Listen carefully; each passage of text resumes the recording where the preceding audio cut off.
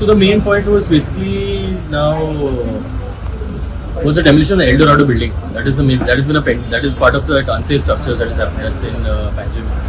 So the people had approached the commissioner for alternative space, which cannot be given, unfortunately.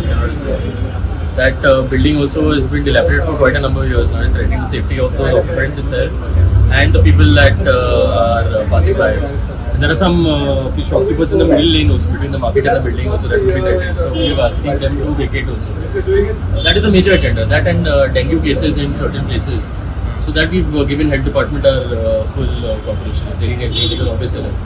Those are the main two agendas. No, so basically what we're doing is, at least from Monday, we will post one inspector there permanently with some workers and everything. We'll check the situation first. If it is working and everything, we will continue. If it is not, then we will check and see what else we can do. That again, there is a level. See, now that is in the sports department. Basically, there is one outlet in the corner. So now often CCP goes and we clear that part. But we'll have to sit with sports department and find some permanent solution to that problem. So I think there's a lot of breeding cases over there. It will affect the colony people and everyone. We'll do that.